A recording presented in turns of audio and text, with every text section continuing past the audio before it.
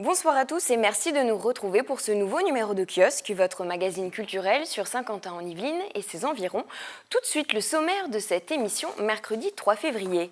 Gaël Pinault est en plateau pour nous présenter Ciné Junior, le festival international du cinéma jeune public. Initialement créé en Val-de-Marne, la 26e édition du festival passera jusqu'au 16 février par Magny-les-Hameaux, Elancourt et Trappes. Franck Villette, également en plateau avec nous, évoquera les nouveautés de la 7e édition du Festival international du film court de Jouy-en-Josas, L'ombre d'un cours. Ce sera du 5 au 7 février. Encore quelques jours pour découvrir une exposition originale à la galerie à l'Écu de France de Viroflay. Lettres de Femme vous propose de découvrir les étapes nécessaires à la réalisation d'un film en stop motion. Et on ouvre cette émission spéciale 7e art, vous l'aurez compris, avec vous, Gaël Pinault. Bonsoir. Bonsoir. Alors, vous êtes le responsable du grenier à sel de Trappes et vous participez au concours, au festival Ciné Junior. C'est un festival qui est originaire du Val-de-Marne et qui cette année passera donc par le Ciné 7 d'Elancourt, l'Estaminet de Magny-les-Hameaux et le grenier à sel de Trappes. Pourquoi avoir souhaité s'associer à ce festival ? Alors nous sommes en contact avec l'association qui organise le festival depuis de nombreuses années pour d'autres choses. Nous connaissons ce festival puisque c'est sa 26e édition.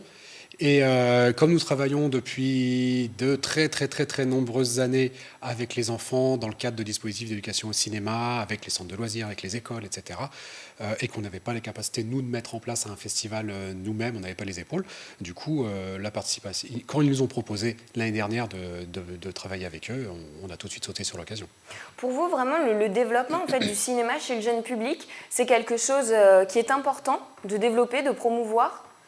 Alors, comme je disais, pour nous, c'est presque le cœur de notre métier à Trappes, en tout cas.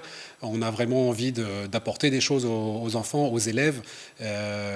Donc, on travaille avec l'Éducation nationale sur des dispositifs dont je parlais tout à l'heure. Mais maintenant, on a envie aussi d'ouvrir aux familles. Et donc, oui, pour moi, le développement est très important. C'est une action citoyenne, ça permet un éveil, le libre arbitre. Qu'est-ce que ça développe ? Alors voilà, vous avez dit les mots qui sont vraiment importants. Tout ça, on est entouré d'images, on est saturé d'images. Il faut aussi avoir son libre arbitre, il faut avoir sa capacité à juger des images et pas tout absorber. C'est vrai que c'est la réponse assez simple et assez classique, mais c'est vrai qu'on est aussi, le cinéma c'est aussi un art, donc on a aussi besoin des fois d'être accompagné ou pour apprécier des choses, ou on a aussi besoin de savourer des choses. Donc là, on a des courts-métrages qui sont très différents. Et qui permettent un éveil. Qui permettent un éveil et une sensibilisation à tout ça, puisqu'on est habitué à voir des longs films d'1h30, 2 heures, etc. Là, on est vraiment sur des formes courtes et qui sont très adaptées pour tout le monde, d'ailleurs. Et sélectionnées. Alors, en plateau également avec nous, Franck Villette. Bonsoir. Bonsoir. Vous êtes le président de l'association Les Films d'Avenir qui organise le festival de court-métrage de Jouy-en-Josas, L'ombre d'un cours. Pour vous, le développement également du cinéma chez le jeune public, c'est important ? Oui, tout à fait. D'ailleurs, on a une journée spéciale aussi pour le jeune public le dimanche, donc dimanche qui vient. Et on a voulu aussi mettre en avant le court-métrage auprès du jeune public, parce que je pense que c'est important. Vous avez dit les mots pour l'éveil, l'apprentissage, la découverte. C'est important aussi de leur montrer autre chose que ce qui se passe à la télé notamment et sur Internet. Alors on reviendra dans quelques instants sur votre festival. On continue avec vous, Gaël. Donc le festival Ciné Junior démarre aujourd'hui, se poursuit jusqu'au 16 février prochain. Et dans ce cadre, vous organisez dans votre salle au grenier à sel mercredi 10 février une compétition donc de courts-métrages. Il y a 2 programmes de compétition, 14h30, 6 courts-métrages pour les 7-10 ans, avec notamment le cours de natation. On en regarde tout de suite un extrait.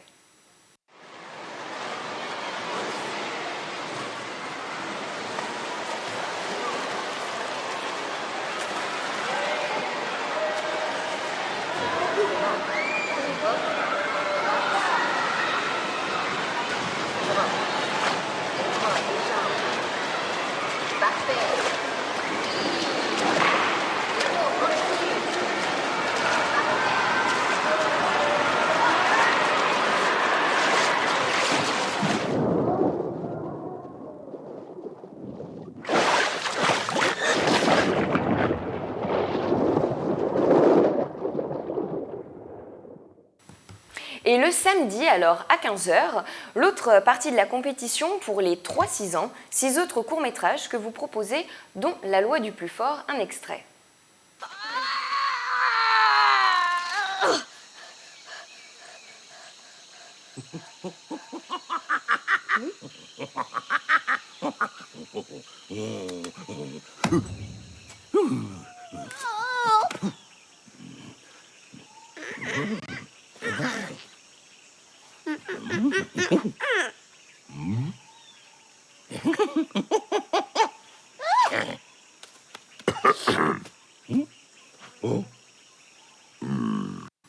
Vous avez souhaité dissocier, Gaël, ces deux compétitions par rapport à la grande différence d'analyse et de compréhension qui existe entre les enfants de ces deux tranches d'âge? Alors c'est beaucoup plus simple que ça, c'est qu'en fait c'est une compétition officielle dans le festival, dans le cadre du festival, et donc il y a une compétition pour les films de 3 à 6 ans et pour les films de 6 à 12 ans, et donc il y a deux programmes différents. Donc on en a un le mercredi et un le samedi. Ce qui est important, c'est que les spectateurs qui viendront au Grenier à Sel vont voter. Oui, il y a un prix du public. Il y aura le prix du public, ça sera reconnu officiellement dans le festival. Voilà, donc on n'aura pas les résultats en sortant de la séance. Et comment vous allez élire du coup le lauréat en fait? Comment est-ce que le public va pouvoir voter? Alors nous, on sera là dans la salle. On ne peut pas seulement passer le film et donner un petit papier. On sera là pour parler des films. On coupera en fait entre chaque film pour discuter de ce qu'on vient de voir, puisque on a des enfants qui peuvent être assez jeunes et leur demander leur avis et de voter, donner des notes sur des films, c'est pas forcément évident. Donc on sera là pour accompagner ça et c'est nous qui retranscriverons après le résultat. D'accord. Alors je vous invite à retrouver toutes les dates du Ciné Junior sur Saint-Quentin-en-Yvelines jusqu'au 16 février prochain à l'adresse qui s'affiche à l'écran. Gaël, vous êtes venu également nous parler de la soirée Night Fair que vous organisez vendredi 5 février à 20h45. Mais avant, on écoute tout de suite vos réactions sur le film à l'affiche Le Chocolat. C'était très bien joué, vraiment très bien joué. Et je trouve que c'est bien de remettre à l'honneur des gens qui ont lutté pour leur liberté et leur reconnaissance. C'est vraiment extra. Et en plus, Omar Sy, il joue vachement bien. Toute cette époque, et aussi la tristesse, le mélodrame, enfin quand même une histoire authentique, je ne m'attendais pas à ça. Un très beau film, plein de sentiments, et puis Omar Sy, il est parfait, super acteur. Et le coup de cœur du professionnel cette semaine, c'est le vôtre, Gaël. Alors on vous écoute. Bonjour, cette semaine je voudrais vous parler du film Night Fair. Nous recevons le réalisateur ce vendredi 5 février à 20h45. Le Night Fair, c'est l'histoire d'un taxi-basket qui tourne mal. C'est l'histoire d'un chauffeur de taxi justicier. C'est réalisé par Julien Seri. Night Fair, c'est son 4e long métrage. Et finalement, Night Fair, c'est un film d'amis. Il s'est fait avec ses amis à lui. Et ils ont cherché des financements sur Internet. Il y a eu 700 contributeurs qui le soutiennent. Et parmi eux, il y a de grands noms, il y a de grands réalisateurs français et de grands acteurs français. Le film s'est tourné en 3 mois, de l'écriture au tournage, et c'est extrêmement court pour tourner un film. Côté casting, on découvre Jess Liodin, qui est génial en chauffeur de taxi. Jess Liodin, tout le monde ne le connaît pas, c'est un combattant UFC, donc Ultimate Fighting, c'est celui qui fait le chauffeur de taxi.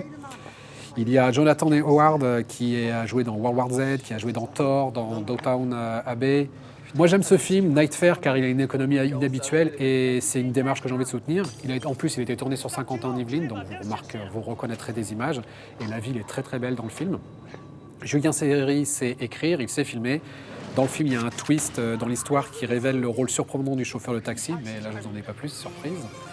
C'est un virage à 90 degrés dans le scénario qui est amené par une super séquence animée, donc un film d'animation, et c'est certainement un hommage à Kill Bill, c'est vraiment très très beau et ça marche très bien. Et puis bien sûr, on se laisse rattraper par l'atmosphère, on est porté par la musique, c'est un peu comme dans Drive, une musique électronique. Je précise qu'en première partie de Night Fair, j'ai programmé un court-métrage amateur local qui s'appelle Le Prochain, qui dure 9 minutes. Il est réalisé par Rémi Cluzot et Mohamed Nyang. C'est aussi un thriller et du coup, il fait une très bonne introduction à Night Fair. Vous retrouvez les images de tout ça sur notre site internet www.cinémagrenier-à-sel.com. À vendredi. Rendez-vous donc vendredi 5 février 20h45 au Grenier à Sel de Trappes pour rencontrer l'équipe du film Night Fair. Un mot sur cette rencontre, Gaël ? Oui, moi je suis très content Bon, j'en ai déjà parlé pas mal là, mais je suis très content de passer ce film-là. En fait, il a été... c'est le producteur qui est de Saint-Quentin. C'est un des producteurs qui est de Saint-Quentin-en-Yvelines, donc du coup qui a amené le tournage ici. Et 90% oui, du film. 90%, et on le voit sur les images. Ouais, c'est vrai qu'on voit même le bâtiment de TV-Fil dans le film, on voit la Il fac nous de disait que les Saint-Quentin, décors la de gare. Saint-Quentin, oui, se prêtaient Oui. bien. Vous l'aviez reçu d'ailleurs, Oui, tout à fait. Julien Serré, ici, quand il est venu parler du tournage. Franck Valette, ça vous fait envie? Vous Ah oui, connaissiez oui. en plus Julien Serré? Oui, je connais ce qu'il fait. Oui, c'est toujours assez surprenant, intense. Et là, oui, ce projet-là, en plus, je le suis depuis un moment sur les réseaux sociaux. Et puis, on a vu la progression du projet qui n'était pas facile à mettre en place. C'était difficile. Vous nous avez expliqué. Alors, Franck Valette, avec vous, on reste dans le court-métrage parce que pour la 7e édition du festival L'Ombre du Cours de Jouy-en-Josas, le festival se passe du 5 au 7 février. 35 films français et étrangers en compétition. On regarde tout de suite un teaser de votre festival.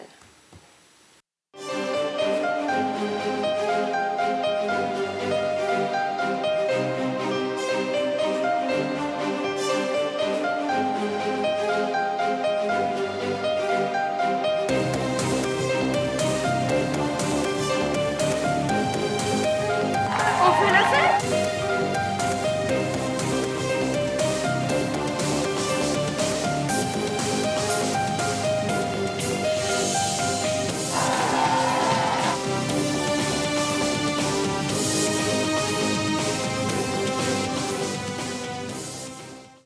Alors, il y en a pour tous les tous les âges, goûts. on l'a vu, pour tous les genres. Et la nouveauté cette année, c'est la compétition du cours en 48 heures chrono. Expliquez-nous. Voilà, on a lancé ce projet avec la ville pour créer, on va dire, du mouvement dans la ville, puisqu'on a imposé pour ce concours 48 heures que le tournage se situe à Jouy-en-Josas même. Donc le tournage a eu lieu il y a 2 semaines et on a sélectionné, on a lancé un appel à candidature pour pouvoir tourner ce film, et on a retenu 2 équipes qui sont venues tourner à Jouy-en-Josas. Et on verra le résultat en clôture du samedi. Donc les contraintes, c'était écrire, tourner, monter un court-métrage en 48 heures à Jouy-en-Josas sur le thème première rencontre. Voilà. C'était quoi ce thème première rencontre? On cherchait un thème assez fédérateur, pas trop clivant non plus. Donc on s'est dit, assez ouvert, donc, et voilà, on s'est dit première rencontre. C'est la première fois qu'on propose ce projet, donc on ne voulait pas mettre première fois, donc on a dit c'est la première rencontre, la rencontre entre le 48 heures, entre la ville et entre les équipes qui vont tourner à Jouy-en-Josas. Donc voilà, première rencontre. Il y avait une durée imposée, c'était 78 petits clins d'œil à 278 minutes, ça fait, Voilà. secondes, On pardon. voulait jouer avec le 78 du département, donc 78 secondes et 278 secondes, ça fait à peu près 4 minutes 30. Une durée imposée. Alors le genre et le format étaient libres pour les réalisateurs, mais on a imposé aussi une contrainte technique au moment du lancement du concours le vendredi soir. Cette contrainte, c'est plongée contre plongée. Donc il y aura la ville de Jouy-en-Josas qui remettra un prix justement pour Voilà, le prix de la ville, oui. de ces 2 équipes. Et une autre jolie surprise également pour cette édition, c'est la rencontre professionnelle que vous organisez pour le grand public samedi 6 février à 18 h Oui. pour l'avant-première du moyen-métrage Dehors, tu vas avoir si froid, c'est ça? Voilà, d'Arnaud Sadowski. C'est la première fois qu'on propose un moyen-métrage. Et cette rencontre professionnelle, effectivement, on l'organise à 18 h et il y aura une belle affiche, on va dire, puisque il y aura Donia Cossens et Valérie Vogt, qui sont assez connus du public, pour ceux qui connaissent Plus belle la vie, entre autres. Il y aura Julie Debona aussi. Et puis, il y a un autre film qui est diffusé avec ce moyen-métrage à 18 h, c'est Marlowe de Sarah Barzik, et avec la tête d'affiche Jean-Pierre Mocky. Et Jean-Pierre Mocky sera là en invité exceptionnel. Donc, je vous invite à venir à 18 h rencontrer Jean-Pierre Mocky. Ça vaut son pesant d'or. C'est un beau rendez-vous, effectivement. Alors, de nombreux prix à gagner, notamment Voilà. Grand Prix du jury, Prix du scénario, Prix de la mise en scène et bien sûr Prix du public. Oui. Qu'est-ce qui compose le jury? Le jury professionnel, oui, c'est les films à venir, c'est nous qui contactons des personnalités connues ou pas connues d'ailleurs. On essaye vraiment de varier, notamment dans les personnalités, et puis varier aussi dans les fonctions, que ce soit donc des acteurs ou des techniciens. C'est important pour nous de varier les fonctions au sein même d'un jury.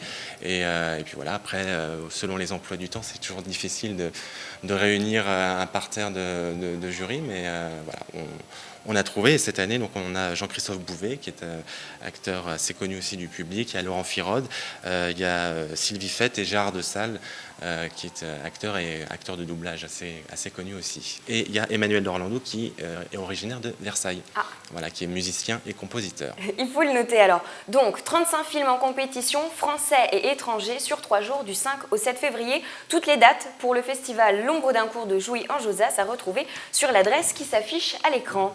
Gaël Pinault, Franck Valette, merci d'avoir été en plateau avec nous. Et cinéma toujours, encore quelques jours pour profiter de l'exposition Lettres de femmes à la galerie à l'Écu de France de Viroflay, une exposition originale pour découvrir l'envers du décor d'un film d'animation, de l'écriture du storyboard aux étapes de post-production. Tous les secrets d'un film en stop motion vous sont révélés. Pendant la Première Guerre mondiale, Simon l'infirmier soigne les soldats blessés par les lettres d'amour envoyées par leurs femmes, lettres qui ont le pouvoir de guérir ces soldats en papier. Lettres de femmes, un court-métrage de 10 minutes réalisé par Augusto Zanovello en 2013, prix du public lors du Festival d'Annecy la même année. L'envers du décor de ce film d'animation vous est proposé à la galerie à l'Écu de France de Viroflay. À la suite du film d'animation, j'ai pensé que ce serait intéressant de montrer comment on fait un film. Mais je voulais montrer le travail d'équipe aussi qui était fait, c'est-à-dire toute la partie préparatoire. L'idée, c'est de montrer des éléments, toutes sortes d'éléments qui vont de la conception à la réalisation, c'est-à-dire le film montré. De l'écriture du scénario aux phases de post-production en passant par le storyboard et l'animatique, toutes les étapes de réalisation du film sont expliquées jusqu'au secret du tournage en stop motion. Le stop motion, en fait, c'est juste la traduction de image par image, c'est-à-dire qu'on a besoin pour avoir la sensation du mouvement de 24 images secondes. En filmant image par image, on reconstitue l'animation d'un personnage ou d'un objet, ce qui veut dire qu'il faut faire 24 photos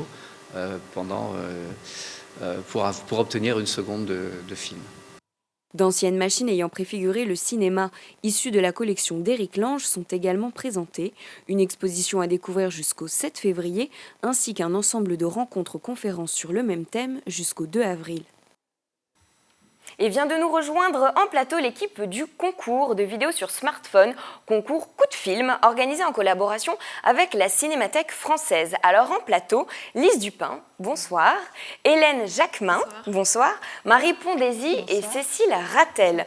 Alors bonsoir à toutes les quatre, vous êtes toutes les quatre étudiantes à l'Université de Versailles-Saint-Quentin en Master 2 de Management de Communication des organisations et membres alors de l'équipe Coup de film. On va revenir avec vous, Cécile, qui est en charge du pilotage global du projet sur la naissance de ce projet. Donc, il fait partie de votre master, mais comment est-ce que vous avez dit on va réaliser un concours Coup de film? Alors, à la base, on s'est retrouvés tous les 5 à la rentrée sans se connaître.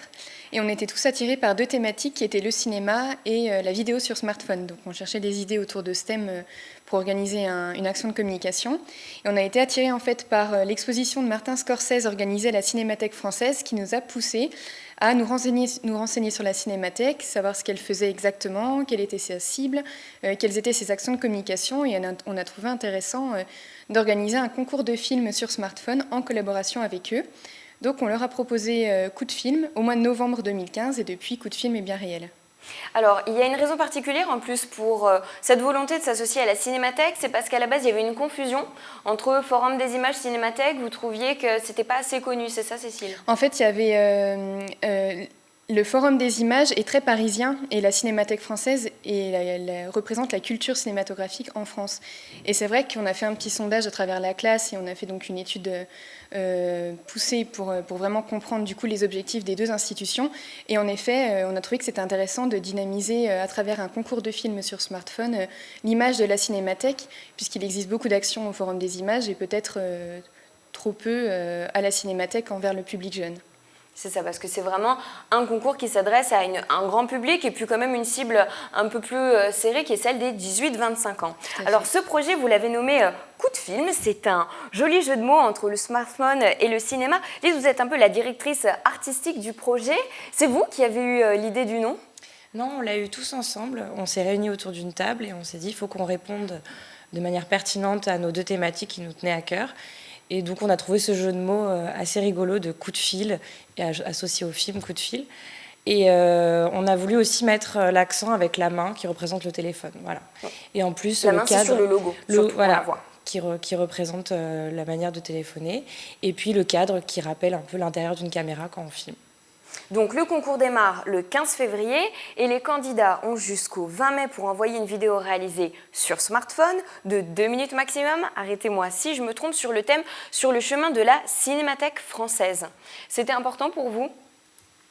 Alors, on a choisi ce thème pour mettre en avant, bien entendu, la Cinémathèque française, puisque c'est quand même l'objectif premier de ce concours-là, de faire connaître la Cinémathèque française auprès des jeunes, puisque le concours s'intitule bien La Cinémathèque française by Coup de Film. Donc, c'est la Cinémathèque à travers les yeux des participants au concours Coup de Film.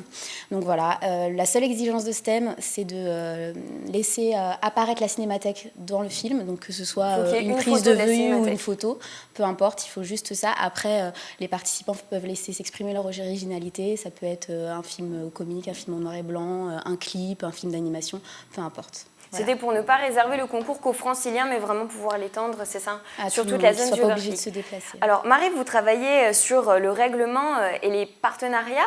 Est-ce qu'il y a d'autres modalités d'inscription un peu plus précises ? Alors, en plus de celles que vous avez déjà citées, il faut être majeur. Après, il n'y a pas de limite d'âge, donc ça reste quand même un concours grand public. Et pas réservé qu'aux étudiants. Pas réservé qu'aux étudiants, même si c'est forcément au départ notre cœur de cible, il est ouvert vraiment aux personnes au-delà de 25 ans. Voilà, donc en plus le thème, la vidéo de 2 minutes et utiliser son smartphone. Donc toutes les infos légales, on peut les retrouver sur le site dédié, donc concours-coupdefilm.fr. Et on a mis en place aussi une rubrique astuces qui pourra être très utile pour les participants, dans lesquelles ils pourront retrouver un petit peu les conseils pour le montage et le tournage de leurs vidéos. Alors on remarque que vos affiches sont très différentes, on va les voir à l'écran. La première et la deuxième dégagent une atmosphère presque opposée, on peut dire. Il y a une raison précise à cela, Lise ? Oui, c'est justement pour montrer que notre concours, on favorise l'originalité et qu'on ne se ferme pas du tout à aucun thème. On impose uniquement la valorisation de la Cinémathèque française, ou en tout cas l'opinion des gens qui participeront. Et donc on a fait une première affiche plus sur le trailer un peu sombre, et là une deuxième affiche plus joyeuse, sur le thème un petit peu de l'amour. D'accord. Hélène, vous êtes en charge des relations presse et du community management. Alors vous avez une super communication, Twitter, Facebook, vous organisez des jeux concours, un site internet. Comment est-ce que vous avez choisi vos partenaires ? Déjà, peut-être présentez-les. Il y a UGC, la Cinémathèque, on l'a dit, et le pavé du canal. Exactement. Et le Fossoyeur de film aussi. Je vais peut-être laisser Marie répondre à ce sujet-là, puisqu'elle est plus chargée des partenariats. Je suis chargée justement des partenariats avec notamment le Fossoyeur de film. Donc le Fossoyeur de film, alias François Terrel, qui est un youtubeur très reconnu. Il a plus de 5000 followers sur YouTube et en fait, il fait énormément de vidéos sur le thème du cinéma. Donc des vidéos qui sont pertinentes, originales et bien montées. Donc on pourra vraiment utiliser son œil d'expert puisqu'il est également membre du jury, comme tous les autres partenaires. Donc UGC SkyWest, notre école, l'Institut supérieur de management de l'Université de Versailles-Saint-Quentin, la librairie Le Pavé du Canal et puis aussi la Cinémathèque française, bien entendu. Pourquoi Le Pavé du Canal ? C'était important de rentrer les acteurs locaux dans le projet ? Alors tout à fait, déjà c'est une bonne première réponse. Et en plus, le cinéma, ça ne se fait pas qu'à travers le film. Donc du coup, c'était important aussi d'avoir des supports autres que la vidéo. Et donc à travers le partenariat avec la librairie, on a l'occasion d'avoir de beaux livres qui sont remis donc, parmi les lots pour justement valoriser le cinéma à travers une autre facette qui est le papier et non la vidéo. Donc une bonne communication, vous espérez recevoir, et on vous le souhaite d'ailleurs, beaucoup de vidéos. Il va y avoir une présélection qui va être établie, une vingtaine à peu près, c'est ça ? Ouais, exactement. Donc nous, tous les membres de l'équipe, en fait, on va présélectionner 20 vidéos. On va tout d'abord vérifier que les vidéos qu'on aura reçues respectent les consignes qu'on aura imposées, comme la durée de la vidéo, comme le thème, comme le format de la vidéo. On va aussi voir si les vidéos sont de bonne qualité, parce que les 20 premières vidéos on aura sélectionnées auront pour vocation en fait, à être projetées lors de la cérémonie de remise des prix à la Cinémathèque française. Et on va aussi voir l'originalité, la créativité, le montage. Et une fois que ces 20 vidéos seront présélectionnées, le jury, alors composé de 5 personnes... Laurent Garin du Pavu du Canal, Albert, Marc Alban, pardon, il va m'en vouloir, Gravez de l'UGC Cinécité. Le Fossoyeur de film. Il y aura aussi un représentant de l'Université de Versailles Saint-Quentin en Yvelines. Et puis Soraya Taous, donc de la Cinémathèque française, donc sélectionnera les 3 premiers prix du concours. Et il y a des lots vraiment intéressants parce qu'en premier prix, il y a même une caméra à gagner. Alors il y a des passes illimitées d'1 an pour la Cinémathèque, des places gratuites et puis un beau livre de cinéma. Donc vraiment un concours intéressant. On va vous suivre tout au long jusqu'au 20 mai. Donc vous avez... Merci à vous 4 d'être venus en plateau. Vous reviendrez donc nous en dire plus sur l'avancement de ce beau projet. Et en attendant, je vous invite à retrouver toutes les informations sur concours-du-6 coupdefilm.fr. Et avant de se quitter, juste une date à noter de votre agenda. Vendredi 5 février, 20h30, direction La Clé à Saint-Germain-en-Laye pour retrouver le groupe de chansons françaises Debout sur le zinc. Et c'est la fin du kiosque pour cette semaine. Je vous retrouve avec plaisir la semaine prochaine pour une émission musicale. Et on se quitte d'ailleurs sur une extrait de Debout sur le zinc. Bonne soirée à tous. Est-ce que je serai le bienvenu chez vous? Est-ce que je serai le bienvenu? C'est tout. Toi tu rêves d'Europe quand sa mythologie Gorgone de cyclope restés sourds à tes cris. Moi des chants de sirènes, leurs promesses de bonheur, elles t'ont poussé sans peine à surmonter ta peur.